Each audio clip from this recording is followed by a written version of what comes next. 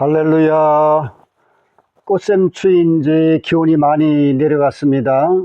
봄에는 특히 기온의 이 변화가 심하죠. 그래서 건강에 유의하셔야 되겠습니다. 앞으로는 이 자연재해, 이 자연의 변화, 기온의 변화, 날씨의 변화 이런 것들이 더욱 심해진다고 합니다. 우리는 이 과학의 세상에 살고 있지만 과학은 참고로 하고요. 오직 예수님만 믿어야 하겠습니다. 예수님이 우리의 소망이기 때문에 그렇습니다. 모든 자연의 이 현상도 예수님께서 다스리는 것이죠. 그래서 여러분과 저는 같은 마음으로 이러한 현상을 함께 바라보면 좋겠습니다. 이 시간 은혜로운 시간이 되시기를 소망합니다. 오늘 말씀은 창세기 3장 22절에서부터 24절까지입니다. 제가 봉독해 드리겠습니다. 하나님의 말씀입니다. 여호와 하나님이 이르시되 보라, 이 사람이 선악을 아는 일에 우리 중 하나같이 되었으니 그가 그의 손을 들어 생명나무 열매도 따먹고 영생할까 하노라 하시고, 여호와 하나님이 에덴 동산에서 그를 내보내어 그의 근원이 된 땅을 갈게 하시니라.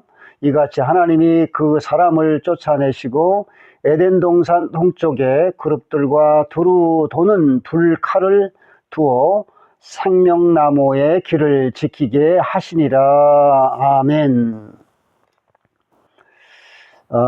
오늘 이 말씀은 이제 아담과 하와가 선악과를 따먹지 말라고 하는 하나님의 말씀을 어기고 이 따먹게 돼서 에덴 동산에서 추방되는 그런 말씀이죠. 그래서 하나님께서는 그 생명과 나무도 생명과도 따먹을 수 있으니까 그것을 따먹지 못하게 이렇게 화염검으로 이렇게 보호를 하신다는 그런 말씀이죠.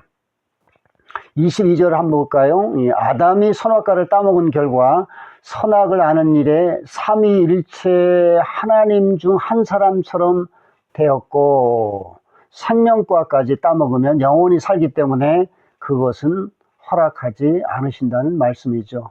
즉 하나님의 말씀에 불순종한 대가를 받아야 한다는 것입니다. 그것이 하늘의 원칙이죠. 그게 22절 말씀이고요. 23절의 말씀은, 그래서 이제 하나님께서는 아담을 에덴 동산에서 추방하여 흙으로 아담을 만든 그 땅을 경작하며 살게 한다는 것입니다. 하나님께서 이제 죄에 대한 판단을 하실 때는 하나님의 기준에 따라 벌을 받아야 하는 것이죠.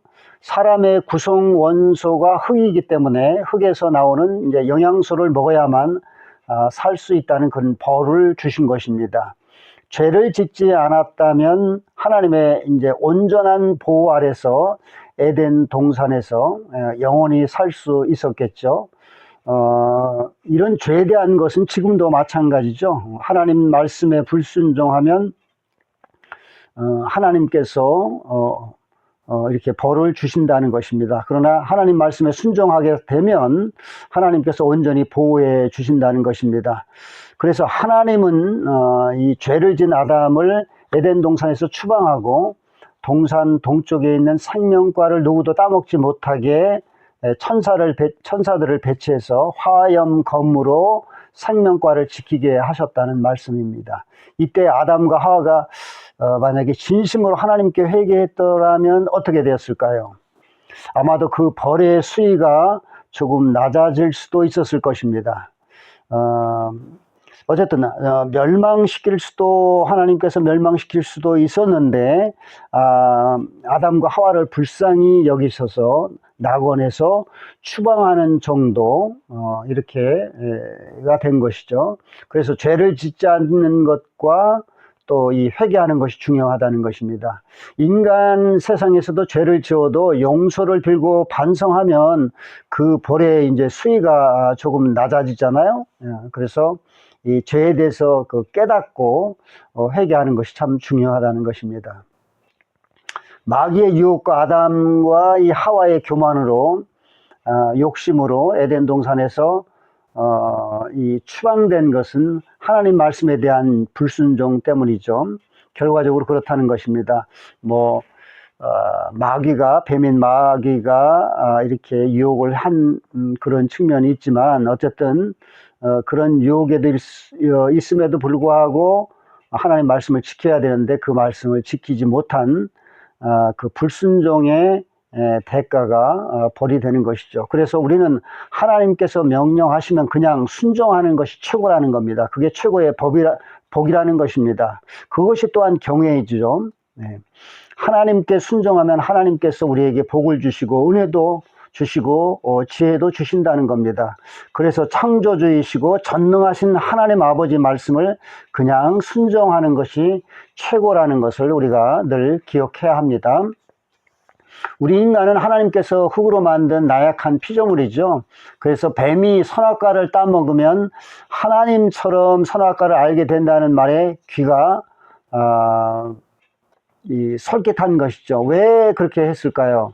인간의 욕심이고 교만이죠. 하나님은 이 교만을 매우 싫어하시잖아요. 예. 피조물인 인간이 하나님처럼 된다고 하는 것이 이 뱀의 거짓에 속은 것도 있지만 교만이 이 내재하고 있어서 마귀의 말에 혹한 것입니다. 그래서 우리는 하나님께서는 겸손한 자를 찾으시고 좋아하신다는 것을 알아야 한다는 것입니다. 하나님께서 싫어하는 일을 하지 말아야 되겠죠. 하나님은 나약한 우리들이 겸손히 자신을 낮추고 순종하는 자를 높이신다는 겁니다. 하나님의 아들이시고 하나님과 동등하신 예수님은 하나님께서 우리의 죄를 위해 십자가에서 죽어야만 한다는 그런 말씀을 하시자 그 명령에 순종하셔서 우리를 위해서 십자가에 달려 돌아가셨죠. 그래서 우리를 구원하시고 그 예수님이 하나님이 그 순종으로 인해서 하나님의 명령에 순종으로 인해서 예수님은 하늘 보좌에 앉아 계신다는 것입니다. 우리도 예수님의 그 순종을 배워야 되겠죠. 배우고 실천해야 합니다. 우리 속담에도 부모 말을 잘 들으면 자라가도 떡이 생긴다는 말이 있잖아요. 우리의 친부모이신 하나님의 말씀을 들으면 이런 복이 있다는 것입니다. 하나님은 우리를 억압하기 위해 순종하라는 것이 아니고 우리가 복되고 구원받기 위해서 순종하라는 것이죠. 그것은 하나님의 사랑이라고 할 수 있죠. 그래서 우리는 예수님의 발자취를 따라가야 천국문에 들어간다는 것입니다. 누구의 말을 듣고 천국에 들어갈 수 있겠습니까? 천국의 주인이신 예수님의 말씀을 들어야 합니다.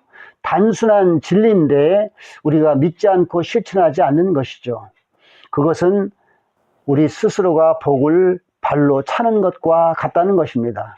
눈에 보이는 것은 눈에 보이지 않는 성령님의 역사하심으로 나타나는 것이죠. 그래서 보이는 것이 전부라고 생각하면 안 된다는 것입니다. 그렇게 되면 그 내면의 진짜 모습을 볼 수 없고 허상만 보게 된다는 것이죠. 예수님은 우리를 포기하지 않으시고 끝까지 우리를 사랑하고 계시다고 하는 것을 우리가 늘 깨달아야 하겠습니다. 그래서 예수님의 말씀을 읽고 기도하고 말씀대로 살려고 해야만 한다는 겁니다. 그러다 보면 예수님의 십자가 사랑을 알게 되고 그 사랑을 실천하려는 마음을 갖게 되죠. 또한 하늘의 미랄이 되어야 한다는 것을 그 의미를 또 깨닫게 된다는 것입니다. 믿음은 개념이 아닌 실천이죠. 사랑으로 믿음을 실천하는 것입니다. 회개를 실천해야 성령님이 임재하는 것을 우리가 체험할 수가 있죠. 그런 체험을 하듯이 믿음은 실천해야 체험적 지식이 된다는 것입니다. 여러분, 그런데 왜 하나님은 반드시 아담과 하와를 에덴 동산에서 추방했어야 했을까요? 그것은 공의와 정의를 가지신 하나님의 속성 때문이죠. 우리 생각으로 하나님은 우리를 사랑하시는데 선악과를 따먹은 것을 좀 용서해 주시면 안 될까라는 생각을 할 수도 있죠. 뭐 심지어는 하나님이 너무 칼 같고 냉정한 분이 아니신가라고 생각할 수도 있다는 겁니다. 그러나 그것은 우리가 하나님을 모르고 인간적인 생각으로 하나님을 보기 때문에 그렇다는 것입니다. 하나님은 이 세상을 마치 농사하듯이 기르시고 곡식을 거두시는 분인데 우리를 그렇게 하는 것이죠. 그 원칙 중에 공의와 정의가 있다는 것입니다. 하나님은 세상을 경영하실 때, 그러니까 우리를 기르실 때, 또 뭐 이 세상을 경영하실 때, 즉 우리를 공의와 정의로 대하신다는 것입니다.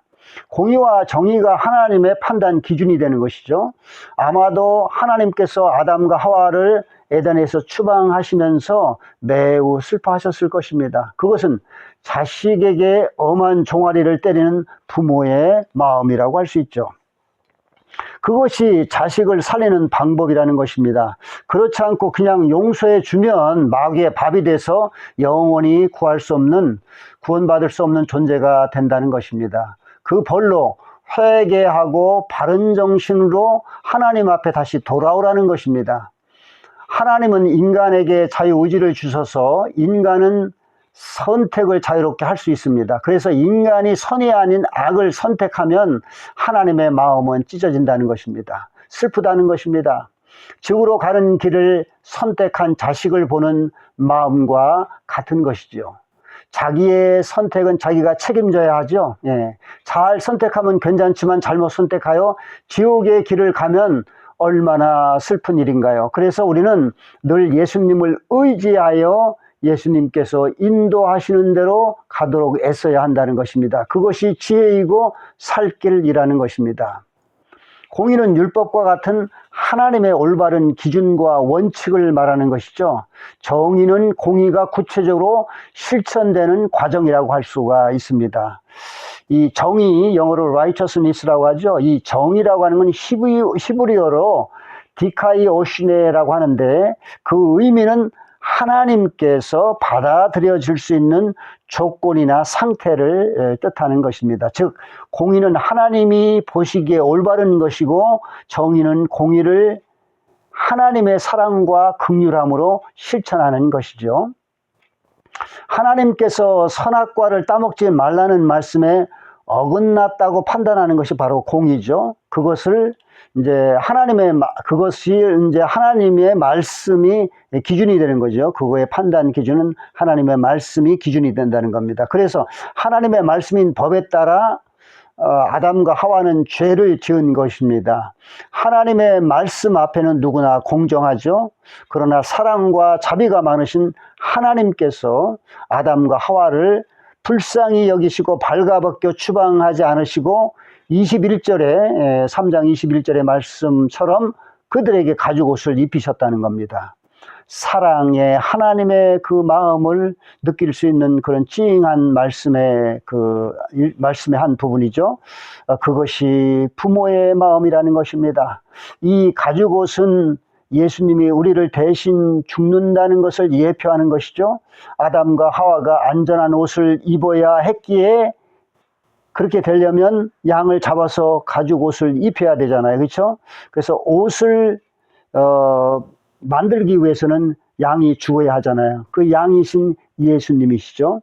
그것은 우리의 죄를 위해서 거룩하신 예수님이 대신 죽어야 우리의 죄가 사해지는 것입니다. 그게 하늘의 원칙이라는 것입니다.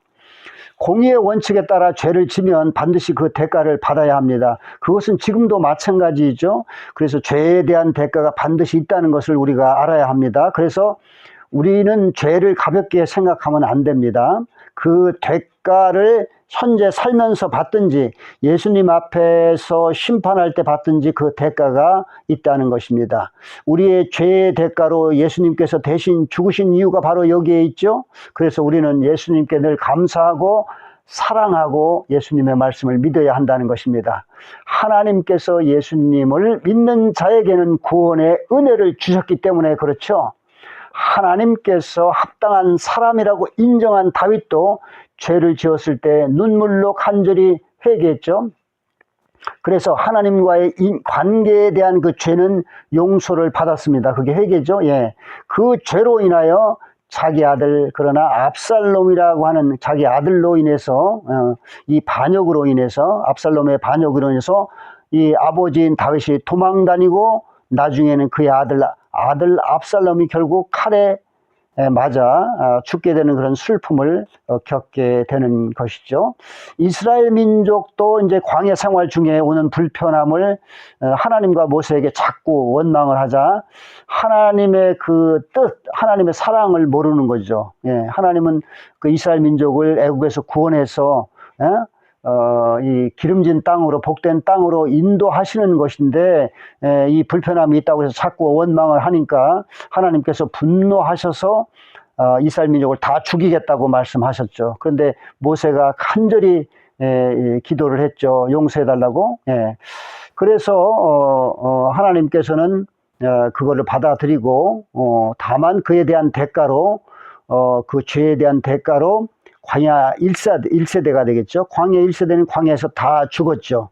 다만 갈렙과 여호수아 그다음에 20세 미만의 청년들만 살려주셨습니다. 왜냐하면 이스라엘 민족을 다 없애는 게 아니라 또 사랑으로 이스라엘 민족을 어떻게도 구원하시려고 하는 그 마중물로 갈렙과 여호수아와 20세 미만의 청년들은 살려주셨다는 겁니다. 사랑, 이 많으신 하나님의 그 마음이 있죠.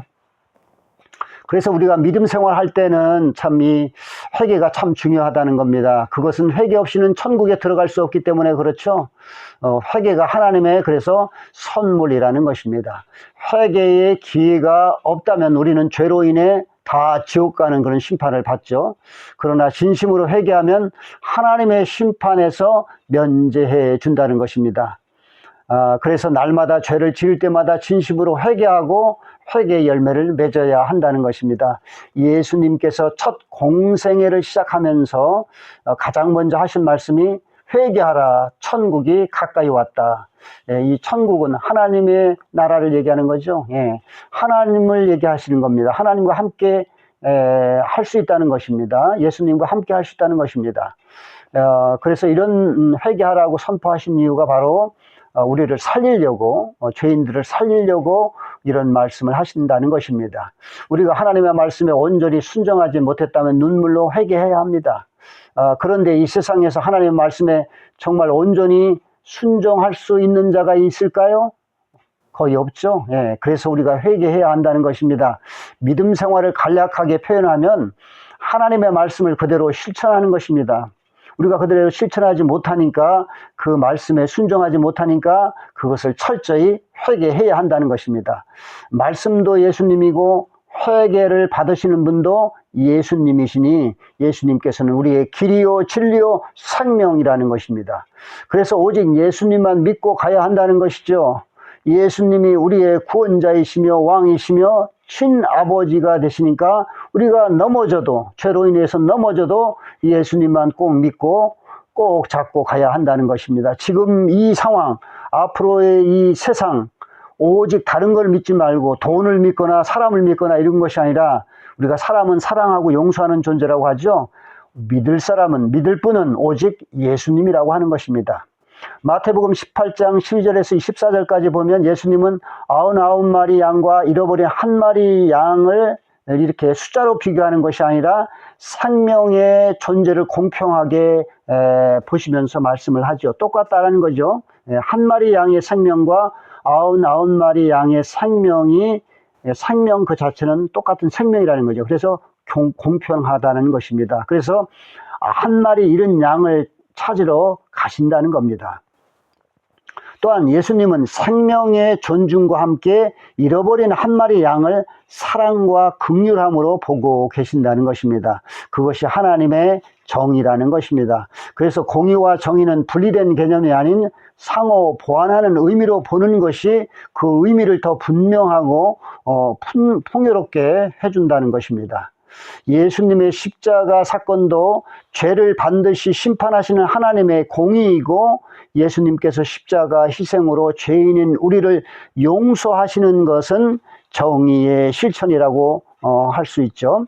하나님은 우리 모든 사람을 공평하게 대하시며 약자와 억눌린 자를 돌보시고 억울함을 바로 잡으시는 정의로우신 분이십니다. 즉 하나님의 정의로운 성품은 공의를 넘어 사랑과 긍휼의 행위로 나타난다는 것입니다. 지금 우리 사회에서 일어나는 일들, 특히 국회에서 일어나는 일들을 잘 살펴보면 국민을 위한 정책인지 일부 권력자들을 위한 것인지 분별할 수 있죠.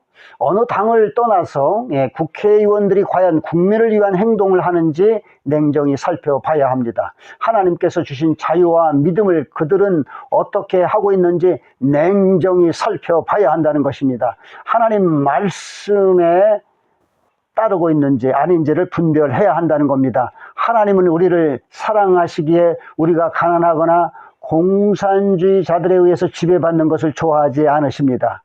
사람이 생각하는 공의와 정의는 늘 불완전하죠. 그러나 하나님의 공의와 정의는 완전합니다. 왜냐하면 하나님은 완전하신 분이시기 때문에 그렇죠.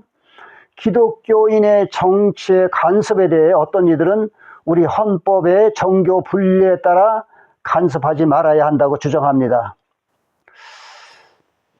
그러나 업무의 월권 행위를 하지 말아야 한다는 것이 헌법에 있는 정교 분리의 정신이라고 할 수 있는 것입니다.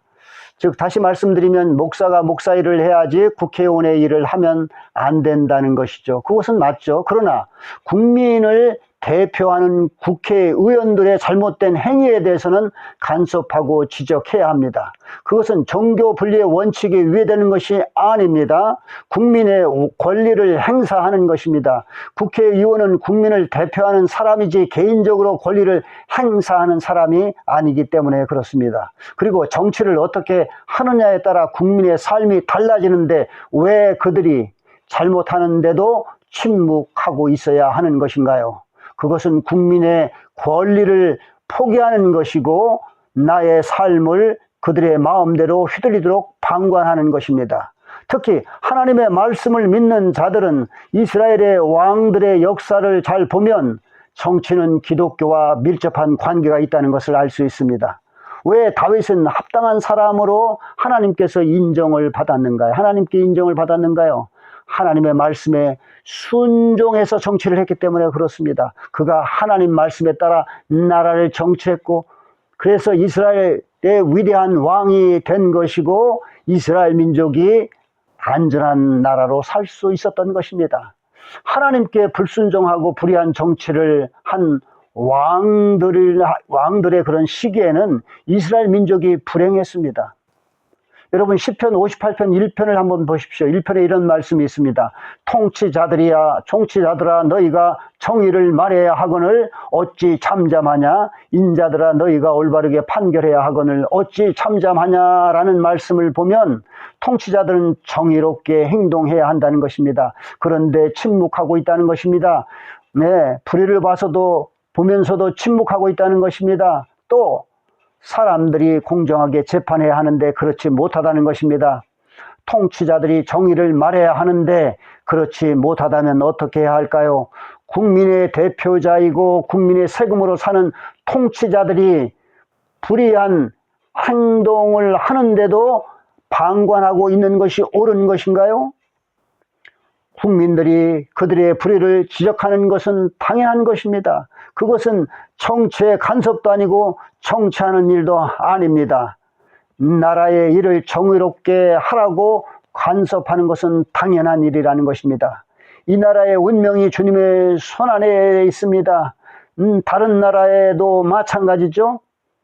특히 한국은 하나님의 뜻을 이루어야 하는 사명이 있는 나라라는 것입니다. 그래서 우리는 오직 하나님의 뜻대로 살아야 합니다. 더욱 공의롭고 정의로운 나라가 되어야 합니다. 여러분과 저는 우선 내 자신부터 자신이 하는 일에 대해서 공의롭고 정의롭게 행하는 것이 중요하다는 것을 우리가 꼭 잊지 말아야 한다는 것입니다. 그것이 하나님의 뜻을 이루는 것임을 잊지 말아야 합니다. 아멘. 여러분 나라와 민족 그리고 가족을 위한 진실한 회개를 계속해 주십시오. 감사합니다. 샬롬.